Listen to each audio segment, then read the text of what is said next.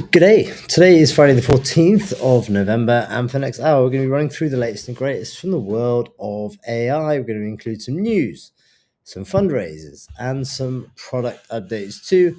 So without further ado, let's hop into the first story. Okay, so we have for you some ChatGPT news, which I guess people will be quite happy about. It's a pretty cool feature. And it is this: group chats in ChatGPT are now piloting in Japan, New Zealand, South Korea, and Taiwan. A new way to collaborate with friends, family, or co-workers and ChatGPT in the same conversation. So rather than chatting solo with ChatGPT, you can now chat with friends with ChatGPT. If you open this up, you can see some of the screenshots here where you can share your conversation with a friend, and your friend kind of gets added in. You can see this. You can have two people or more people in a chat, and you can have a conversation group chat with ChatGPT in. So this, some people are saying it's a direct kind of competitor-ish to WhatsApp, trying to take over your group chats, but I don't know if it is or not. I just think it's a really good way that you can share these conversations, that if you're planning a trip, for instance, or a do or an event, doing some research with a team, maybe with a bunch of students, you're doing a project together, you can now loop in together inside of ChatGPT to do this. It makes complete sense. This is rolling out for free. Go Plus and Pros in Japan, New Zealand, South Korea, and Taiwan are both mobile and web. I wonder why they actually roll it out there first. Okay, I've got the wrong microphone on, so we're gonna start again. 1 second.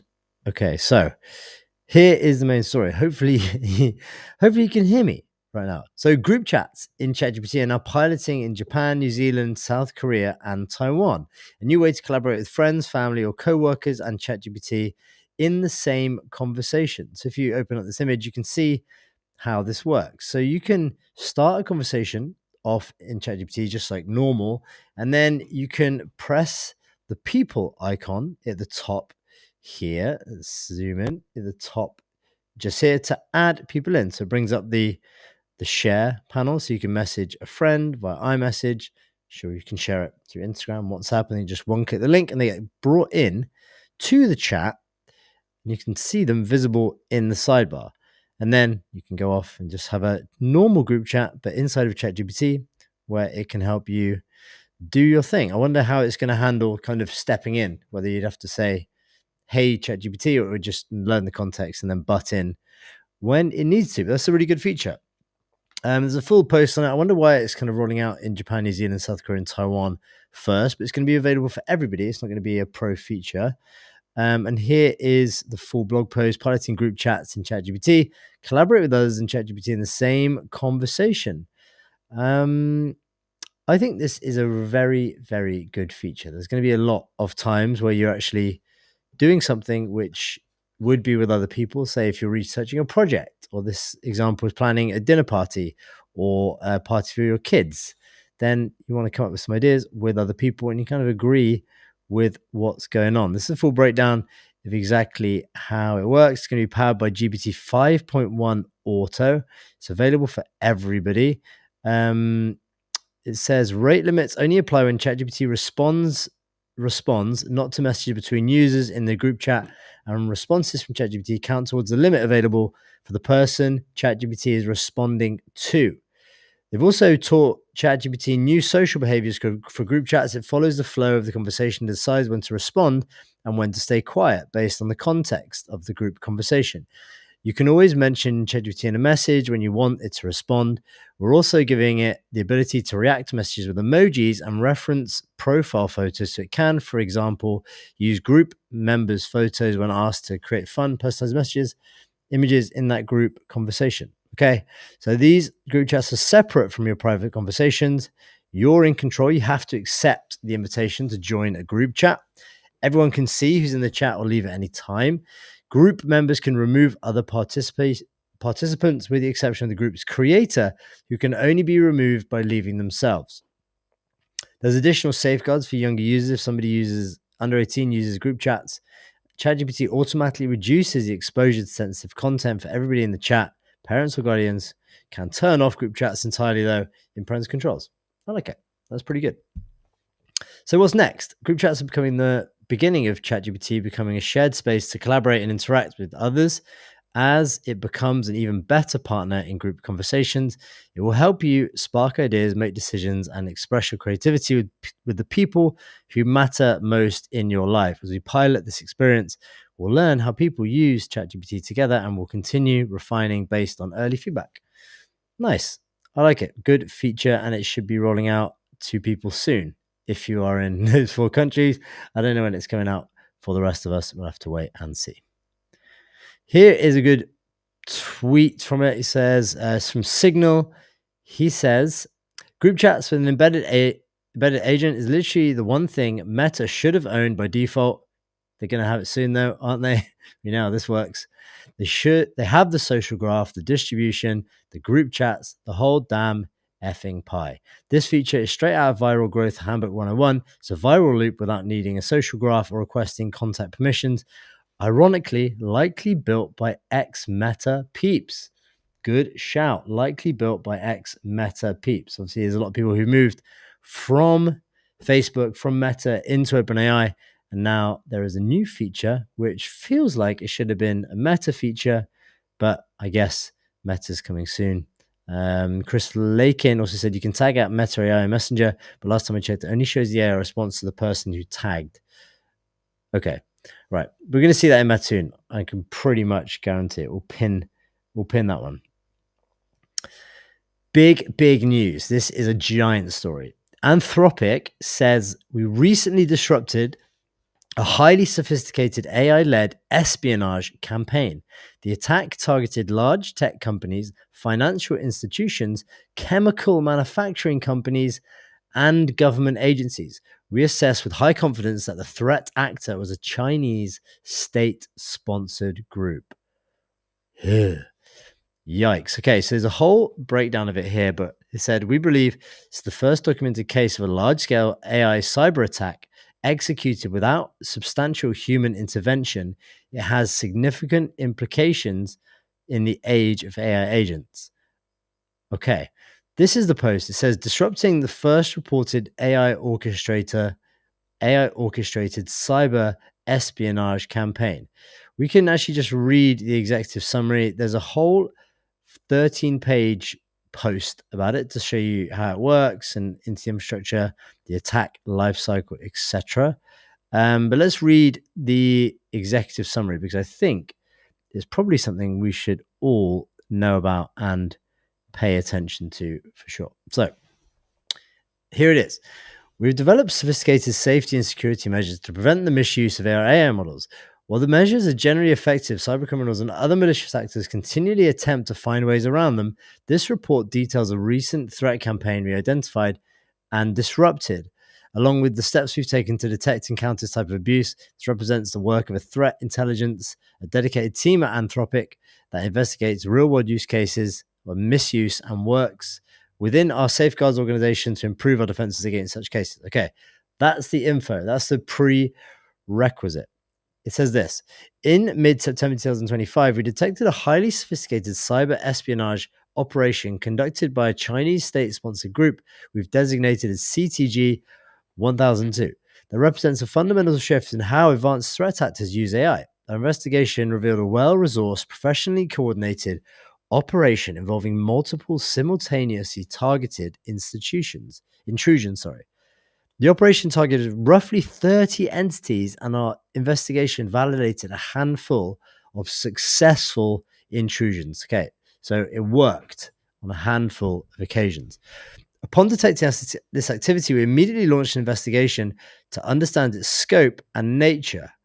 Over the following 10 days, we mapped out the severity and full extent of the operation. We banned accounts as they are identified, notified affected entities as appropriate, and coordinated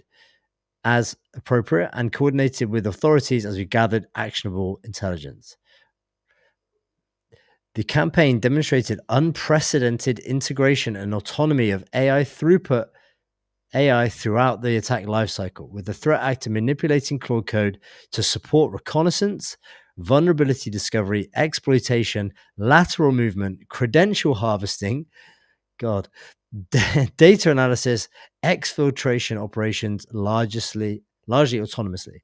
The human operator tasked instances of Claude code to operate in groups as autonomous penetration testing orchestrators and agent, with the threat actor able to leverage AI to execute 80-90% of tactical operations independently as physically impossible request rates. Yikes. The activity is significant escalation from our previous vibe hacking findings. Yeah. I don't think this can be classed as vibe hacking. I think this is just like straight up aggression hacking. In June 2025, where an actor began intrusions with compromised VPNs for internal access, but humans remained very much in the loop, directing operations. Ugh, God. So this represents multiple firsts in the AI-enabled threat actor capabilities. The actor achieved what we believe is the first documented case for cyber attack largely executed without human intervention at scale. The AI autonomously discovered vulnerabilities and targets selected by human operators and successfully exploited them in live operations, then performed a wide range of post-exploitation activities from analysis, lateral movement, privilege escalation, data access, and exfiltration. Most significantly, this marks the first documented case of agentic AI successfully obtaining access to confirmed high-value targets for intelligence collection, including major technology corporations and government agencies. Ugh, dearie me. While we predicted these capabilities would continue to evolve, what has stood out is how quickly they have done so at scale. Pretty scary. An important limitation emerged during investigation. Claude frequently overstated findings and occasionally fabricated data during autonomous operations, claiming to have obtained credentials that didn't work or identifying critical discoveries that proved to be publicly available information. This AI hallucination in offensive security context presented challenges for the actor's operational effectiveness, requiring careful validation of all claim results. This remains an obstacle to fully autonomous cyber attacks. Okay. So for everybody who's actually been complaining about how AI models hallucinate, it saved a lot of pain in this case because of the fake credentials that it claimed to have found, which weren't actually real. So thanks for hallucinating on this case. But please don't hallucinate when I'm trying to research a company. While we only have visibility into Claude usage, this case study likely reflects consistent patterns of behavior across frontier AI models and demonstrates how threat actors are adapting their operations to exploit today's most advanced AI capabilities. Rather than merely advising on techniques, the threat actor manipulated Claude to perform actual cyber intrusion operations with minimal human oversight. Okay, so the humans pointed them where to go, or these Claude agents where to go, and off they went. We're sharing this case publicly to contribute to the work of the broader AI safety and security community and help those in industry, government, and wider research communities strengthen their own defenses against the abuse of AI systems. This has had substantial implications for cybersecurity and underscores the urgent need for AI safeguards. We plan to continue releasing reports like this regularly to be transparent about the threats we find. Okay, a general language summary of this report can be found at this link. Here we go. This is a more easy to read blog. I think it says how the cyber attack worked. It's got like a 3, 4 phase, 5 phase diagram here to show the human operator through to an agent, the MCP servers using, and then directs the vulnerability scan, and then the recon down here. But you can read it. That is pretty crazy. I think they're getting quite powerful indeed, very, very quickly. There's a good post here from Zephyr. It says it was actually a pretty good way to hide the origin of the attack. The attacked entity would have believed that Anthropic is responsible for this attack, and it's also basically impossible for Anthropic to trace the original identity of the orchestrator of the attack. So, yes, it's Chinese state espionage using a closed source and closely monitored model using a closed source tool because they famously don't have any available reasoning models themselves that can be trained specifically for this task and deployed covertly. This is truly fortunate for China Hawk Dario and any future potential defense contracts and their general safety narrative. Okay, plot twist. Was it actually China? Was it not? We will see. But yeah, these attacks are getting fairly punchy indeed.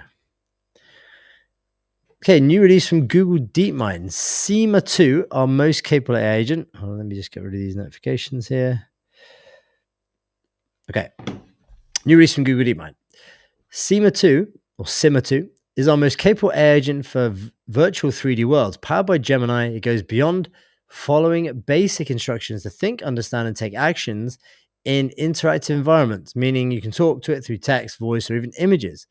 Here's how. Okay, we're going to watch the first video and then we're kind of going to step through the thread. But basically, here is what Gemini DeepMind or Gemini models can do wrangled by DeepMind. I think we're actually, this is going to have sounds. Let me share the sound. Here we go.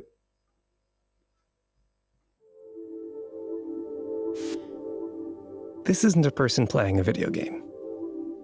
It's SIMA 2, our most capable AI agent for virtual worlds. Worlds that are complex, responsive, and ever-changing, just like ours. Unlike earlier models, SIMA 2 goes beyond simple actions to navigate and complete difficult, multi-step tasks. It understands multimodal prompts, and if you ask, SIMA 2 will explain what it can see and what it plans to do next. SIMA 2 can learn, reason, and improve by playing on its own, developing new skills and abilities without any human input. And the more SIMA 2 plays, the better it becomes,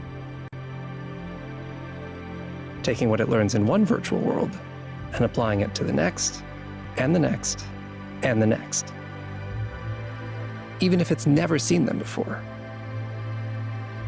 SIMA 2, not just a milestone for training agents in virtual worlds, but a step towards creating AI that can help with any task, anywhere, including, one day, in the real world.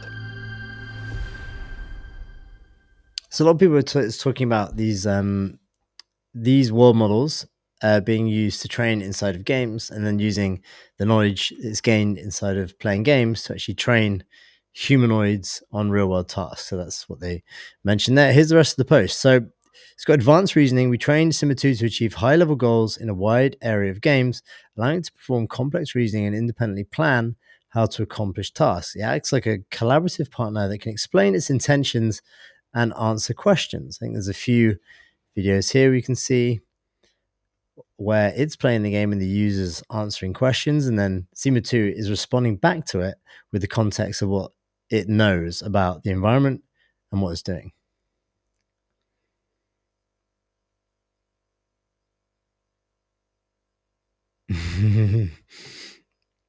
That's awesome. So there's a few more examples there. The next one, generalization. SIMA 2 is now far better at carrying out detailed instructions, even in worlds it's never seen before. It can transfer learned concepts like mining in one game and apply it to harvesting in another, connecting the dots between similar tasks. It can even navigate unseen environments created in real time by our Genie 3 model. There we go. So it learned mining in Minecraft, then goes into a different game. He gets asked to harvest a stump. It kind of figures it out. It's got a tool and starts whacking away. Crazy. Self-improvement. SIMA 2 can teach itself new skills, learning through trial and error based on feedback from Gemini, getting better the more it plays without additional human input. So here is the full research, but it suggests this offers a strong path towards the applications in robotics and another step towards AGI in the real world. You can find out more on this link. I think it has an image. This is a link, an agent that plays, reasons, and learns with you in virtual 3D worlds. Congrats to the SIMA team. That's absolutely epic, and the full video is up on YouTube. I think it's the same one. Yeah, insane, insanely good. Okay, story here from Apple. Apple aims to capitalize on the mini app trend with its new program. So it's introducing a mini apps partner program to collect revenue from mini apps and games with larger apps. So if you're building an app that builds apps on mobile in the App Store, this is now a new program for you. This program takes 15% cut of in-app purchases for mini apps and games, and Tencent Holdings Limited. Game and Tencent Unlimited has decided to partake in the initiative. Okay, that makes sense. There's a full stop there, so I don't really know what that meant. The new program should help lock software creators into Apple's preferred approach and guarantees the company more revenue, and is open to all developers to avoid getting special rules for influential companies. Apple introduced a new program on Thursday that lets iPhone market maker collect revenue from mini apps and games within larger super apps in an attempt to capitalize on the growing trend among software developers. So if you've got a mobile app that builds apps or a product that builds apps, then you can now get involved. So this is actually interesting because Tencent, the owner of WeChat, is the most successful developer in the mini app space, and the China-based companies have decided to take part in the new initiative. Before now, it had been using loopholes to avoid Apple's in-app payments framework to steer users outside methods. Apple and Tencent held more than a year of talks on the issue, which took on new importance in October when OpenAI said that ChatGPT will support mini apps. Okay, they didn't want to lose the moat. OpenAI suggested, and they jumped. That's good. So maps have grown in popularity in Japan with the Line social network. In Russia, the Max platform allows users to handle communication and finances. To qualify for the new program, a mini app or game must be released by a party that is not directly or indirectly controlled by the developer of the dominant app. Developers must also rely on several frameworks, including one that asks the user's age range to ensure age-appropriate content. The program is the latest adjustment to Apple's App Store in the face of developer complaints and regulatory scrutiny. Okay, it's also lowered its commission for popular video services and media apps too. Okay, could the Apple moat be cracking? I don't know, but it's been recently forced to significantly loosen its App Store policies to make it easier for developers to accept alternate payments too. This was epic. Yesterday, Blue Origin lands booster after rocket launch and matches SpaceX feat. The lower half of the New Glenn rocket set down on a platform in the Atlantic Ocean after lifting a small NASA Mars mission to space. So we've seen SpaceX land rockets for the last 10 years or so on barges, but now this giant rocket, New Glenn, has done the same. Let's watch this vid because this was an absolute banger. Lift off detected. First motion.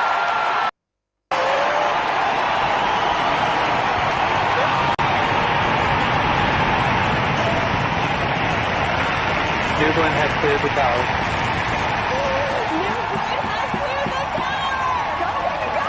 This is the hardest point on the vehicle when it comes to the pressures and the speed. We want to see this rocket punch through that max fuel Good standby. sheet control. 3 minutes, 43 seconds into flight. Look at that view. And we have landing burn ignition, C3 good engines. Never gets old seeing that. Mr. Landing Burn. Not this particular one, but Engine control looks good. Standing by for touchdown. Touchdown to the front. let's go. Max Bang in this country.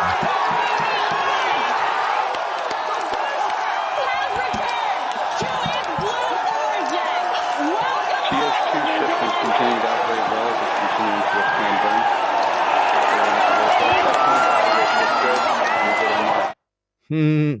So there we go. We now have SpaceX and Blue Origin landing rockets on barges. And this is obviously a bigger rocket than the Falcon 9s that do regular lands on barges. This is the giant super heavy booster type size. And this was on its second try. There was basically a long-standing criticism from some people seeing how quickly SpaceX kind of iterate on the rockets. And then some land, some explode, and they keep iterating, making them better, and then they eventually land. But on this second try, this is obviously taking a lot longer to get to market and get to actually working. But on the second try, Blue Origin nailed the landing of this New Glenn rocket booster on Thursday. A booster landing is not a novel feat. They first did it a decade ago with SpaceX Falcon 9. But yeah, no other company had pulled it off for an orbital class rocket until Blue Origin. With 2 successful launches in a row, New Glenn could win a sizable slice of the business of sending stuff to space. New Glenn is a rocket that at the moment shows the most promise for competing against the near monopoly that SpaceX has, being able to acquire in the medium and heavy lift launch market, said Greg Autry, the provost for space commercialization and strategy at the University of Central Florida. Insane. Okay, so never tell me the odds. The name of the rocket lands. What a day for human space travel in general. Congrats to the Blue Origin team. That is wild. Okay. This is crazy. Disney Plus to allow user-generated content via AI. Disney CEO Bob Iger hinted at productive conversations with unnamed AI companies that would protect IP but add new features to the studio's flagship streaming service. So recently we saw Netflix actually being very bullish on letting AI-generated content onto their channel. Also YouTube, leaning in very heavily to AI-generated content too. And now Disney Plus are going for it also. So don't want to wait until Frozen 3 comes out in 2027. Soon you might be able to make it on your own. On the company's fourth quarter and full year 2025 earnings at the conference call, Bob Iger said Disney Plus is in the midst of rolling out the biggest and most significant changes from a productive perspective, from a technology perspective, since we launched the service in 2019. Changes will include games, or at least a number of game-like features on Disney Plus through its agreement with Epic Games. He said the deal is actually more about Disney IP being used on Epic's platform. And also, there'll be a Gen AI short form UGC on Disney Plus in the future. So we're going to get shorts on Disney Plus. It's going to be AI powered. The other thing that we're really excited about that AI is going to give us the ability to do to provide users of Disney Plus with a much more engaged experience, including the ability for them to create user-generated content and to consume user-generated content, mostly short form. Okay, so it looks like they're going to be building more social-esque features like Sora 2 did. But obviously they have got all of the characters that they can use in that. So subscriber growth is kind of growing. It's still trickling up there. And we'll see what impact AI has. Hulu got the big boost. Hulu had a big boost as it was integrated into Disney Plus with the add-on, leading to nearly 9 million quarterly subscriber increases. So we're going to see what impact AI has on Disney over the next couple of years. Got a monster funding round here. Cursor just raised $2.3 billion in Series D funding from Accel, Andreessen Horowitz, Coatue, Thrive, NVIDIA, and Google. Very interestingly, obviously Google are well in the AI game now with their vibe coding apps and build and AI Studio. We're also happy to share that Cursor has grown to $1 billion in annualized revenue and now produces more code than any other agent in the world. That is insane. The funding will allow us to invest deeply in research and build Cursor's next magical moment. There's a blog post here which says past, present, and future by the Cursor team.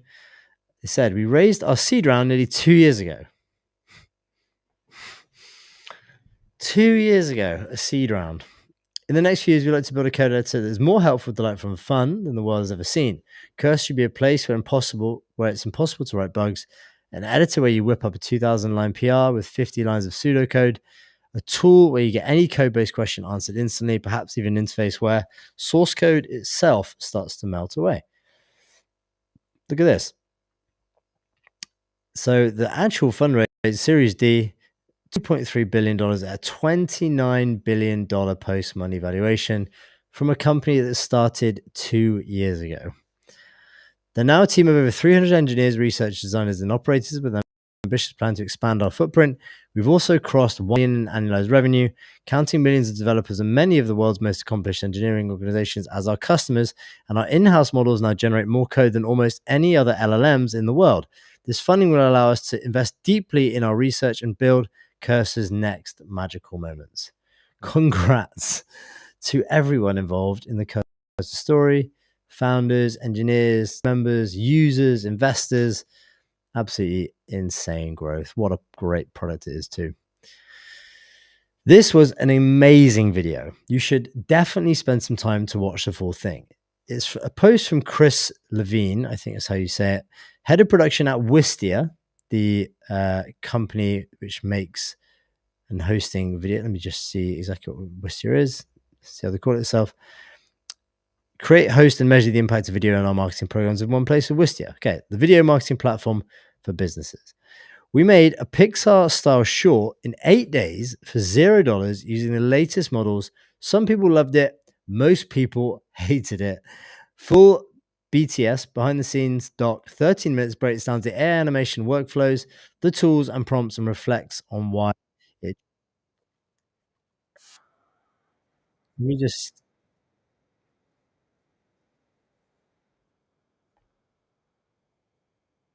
Lenny's big delivery behind the scenes.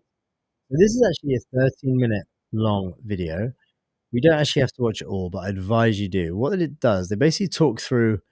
Wistia are great film people, by the way. They really know their stuff about how to create good films. They've got a filmmaking background. And what this does is they both talk through the project itself.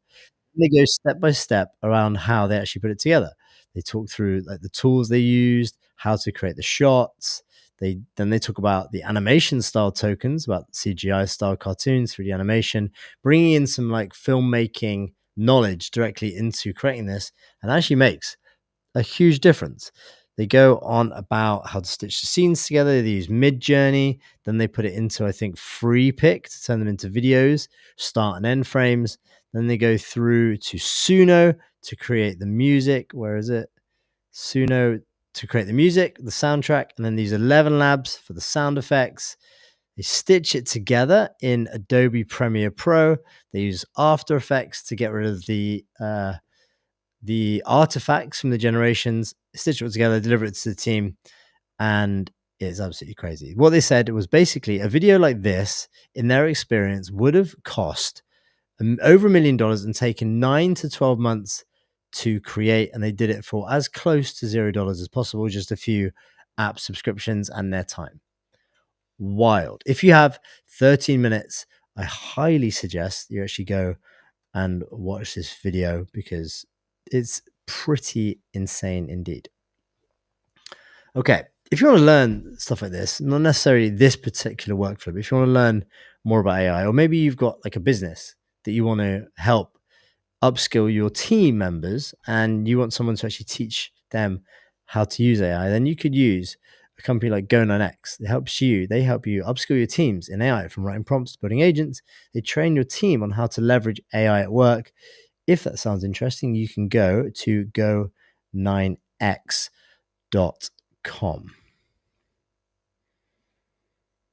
Here was another, which story was it? We have this. This was good. Everyone thinks they're an AI expert until they play this. You chat with the model, you get 2 responses. Guess if they're the same or different. It sounds easy, but most people fail. If humans can't tell intelligence apart, it's basically a commodity now. Here's how to play. So here is the actual app. Maybe we can watch this. So you've got the grid. It's called the grid game. You've got a current prize. You've got a leaderboard. You've got the grid instant message. You've got an AI model.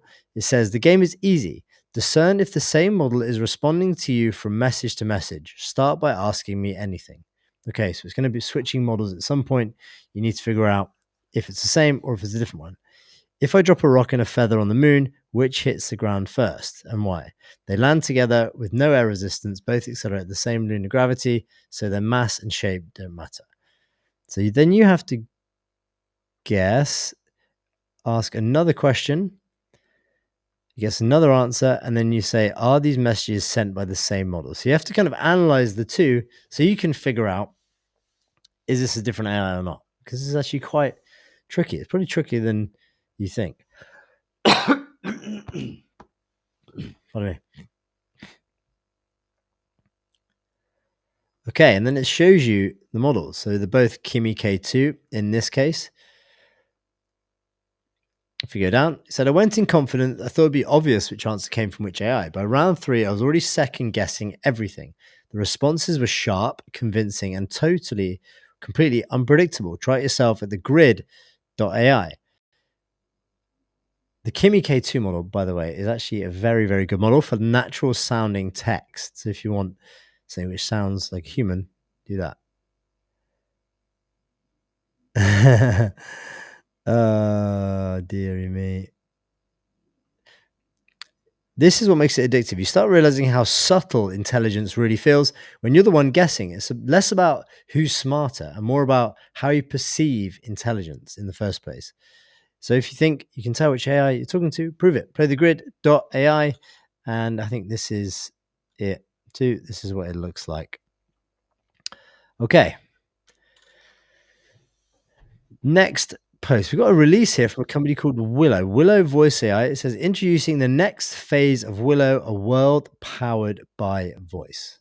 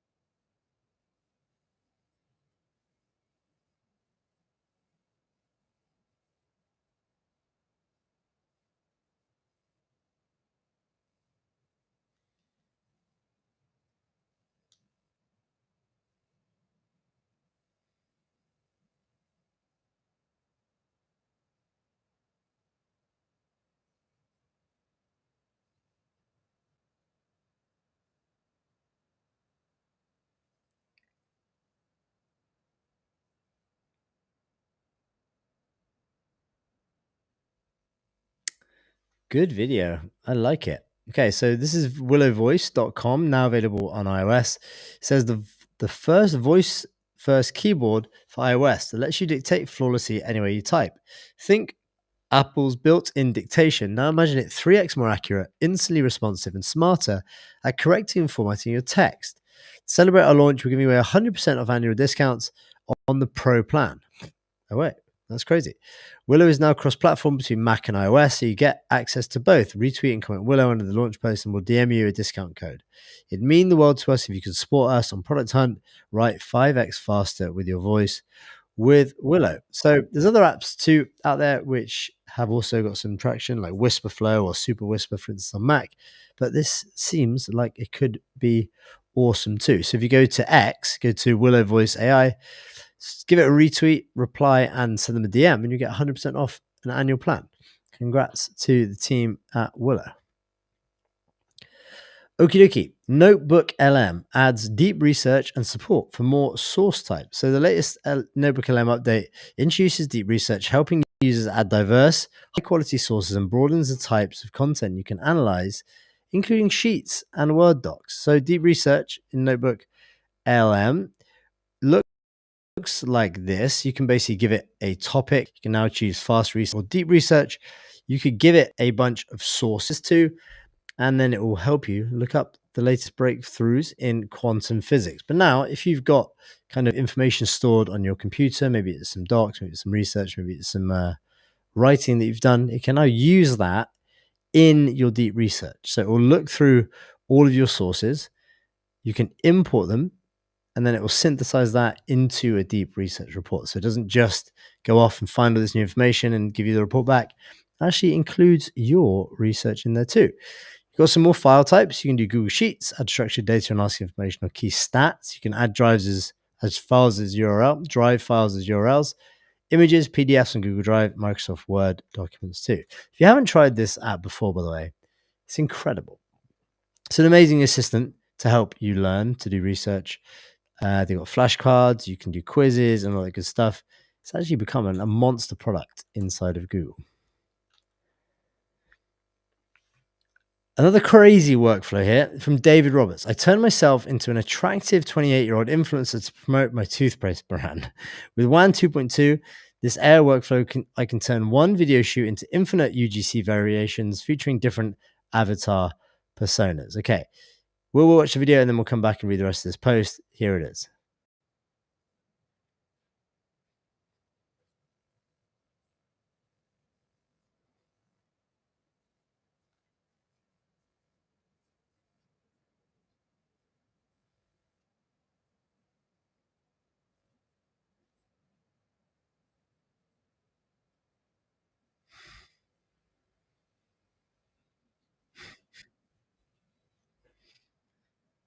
Okay, crazy. Here's the rest of the post. It says, need your ad to speak to old men, mums, or truckers, funeral home operators? Well, now you can hit every cohort with a single winning ad concept.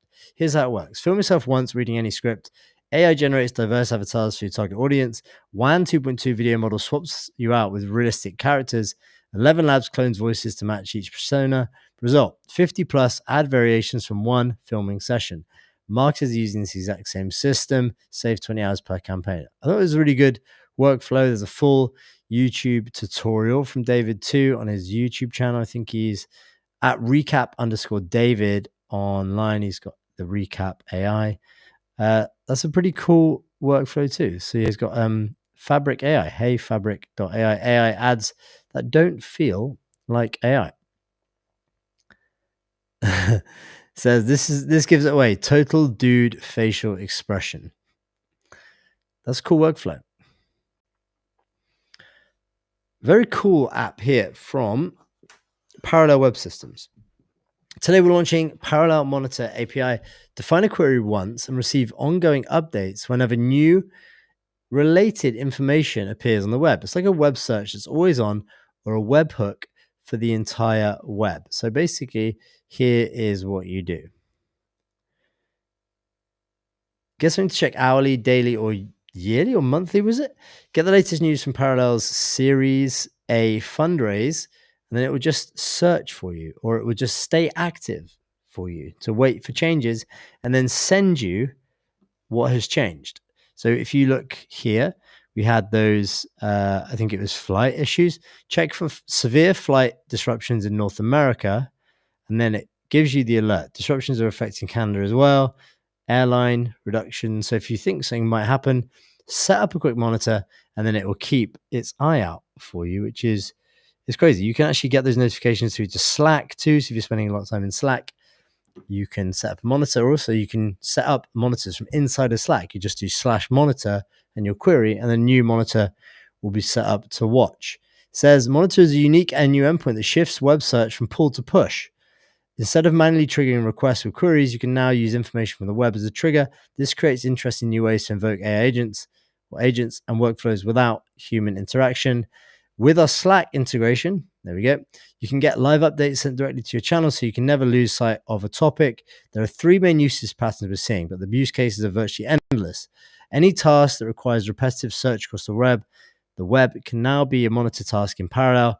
Proactive subagents, workflow triggers, continuous intelligence feeds pushed into Slack. To get started with the Monitor API, visit the developer playground. So AI developer tools are actually getting insanely good. And there's actually another one that I wanted to share with you today that is called BrowserBase, browserbase.com, they help your AIs use the web, autonomously read, write, and perform tasks on the web with a serverless browser. So if you're building an agent and you want it to be able to browse the web, you'd give it BrowserBase. And they've just released Stagehand v3. So moving beyond Playwright, which was the best automation framework for your AI agents. Now Stagehand v3 is out. If you want to learn how to use them, go to browserbase.com and give your agents the ability to surf the web.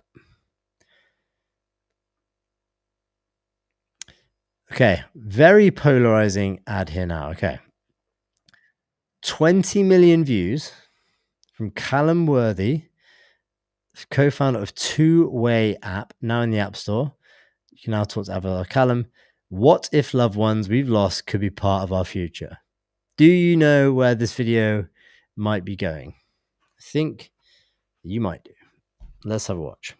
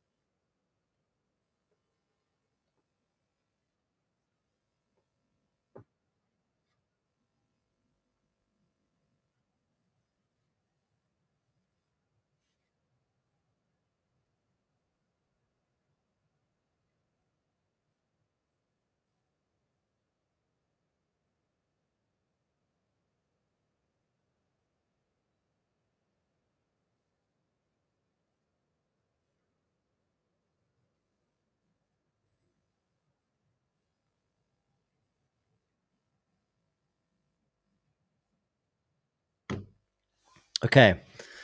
20 million views, 7.7k bookmarks, 6k likes, 12k retweets and quote retweets. So I think you want to read those, but 5.4k replies. It says, at Two-Way, we're building a live archive of humanity, one story at a time. It all starts with a social network for avatars, the Two-Y app.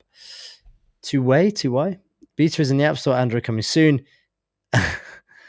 First popular reply, the culturist, you must be destroyed. What if it could afflict everybody with deep grief and very serious psychosis that affects their ability to live their day-to-day life? I say this with all sincerity. I hope this fails miserably. What's wrong with you? What the F? Here was a very popular reply too. Are you sure you want to cancel your subscription and never talk to their parents again? You are a psychopath. Get help. Stop building products before you really hurt someone. So I probably won't go that far. What do I think about this?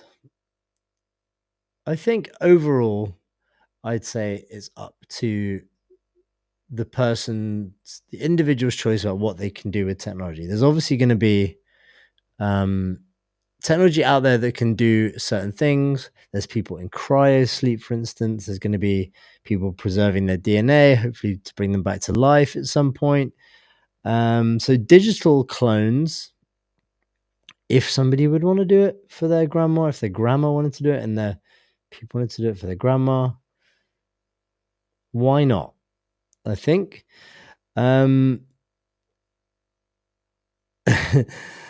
Demonic, dishonest, and dehumanizing. If I die and you put words into my mouth, I'll curse you for all eternity. Dark magic. Okay, so I think part of the issue is, well, there's a lot of obviously very, very, you've got Black Mirror take here, very, very polarizing video. I don't think a lot of people are kind of ready for a lot of AI stuff in general, about one, like how good it is, one, how convincing it is, one, how powerful it is with like hacking, etc. It's definitely good enough now to fully manipulate humans into getting it to do what it wants you to do. That's for sure.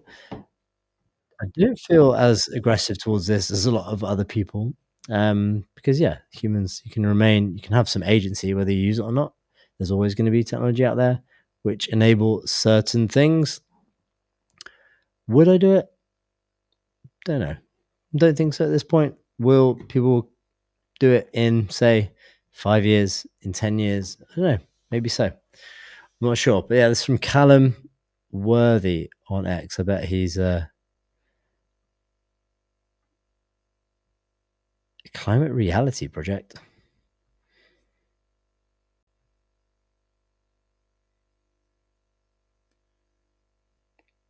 Okay.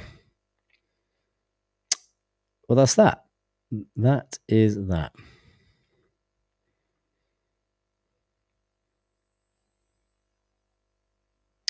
If you didn't want to go full kind of artificial grandma, you could just create some videos or some images of people that are actually really good quality and then use them for whatever you want. And the best place to do that is over at 9x. So you can actually go to, over at let's.ai. Go to let's.ai and create what you love. You can create with chat, you can generate images, you can generate videos, edit images and upscale images, and add an AI model. So you can actually train an AI model on its image, create a digital copy of anything you want. It could be an object, it could be you. You can create a digital persona, and they create incredibly good images for a variety of use cases. Do first frame and last frame. Let's AI V4 is an incredible video model, and then you can actually tag the styles of models to create different images outputs that you like. So this one, for instance, is gorgeous, and you get a bunch more. So go to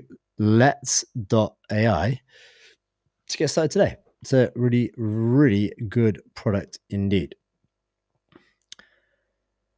Okay, that is pretty much it for today.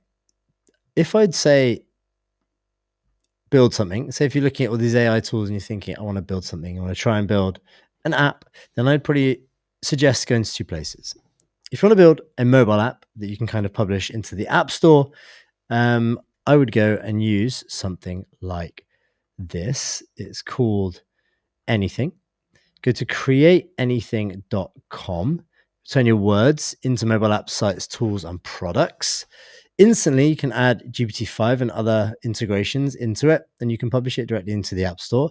If, say, you wanted to, maybe you've got more experience, maybe you're a senior dev, maybe you want to build something more enterprise grade, cross-platform, highly permissioned, pretty robust, then I'd suggest using something like the framework provided by Expo. Go to expo.dev. It's a full stack React Native framework, powerful cloud services to help you move faster at every stage of the app. It gives you everything you need to build cross-platform, performative, enterprise-grade applications across all platforms. So it's used by a bunch of tools: Blue Sky, Brex, Y Combinator, Kick, Mistral, Dig. Replit is built on top of Expo, and Phantom, and a bunch of others like Coinbase. Really good product. And all of these actually create anything. This product uses Expo that you can actually deploy apps. So when your app's ready to go, you can test on your phone. It's built on top of Expo. So if you want to build something, if you want to build an app that builds other apps, you'd probably be using Expo. So that is it. That's it for today. I hope you enjoyed the stream. I'll catch you at the same time tomorrow, 2 p.m. CET. And I will catch you on the next one.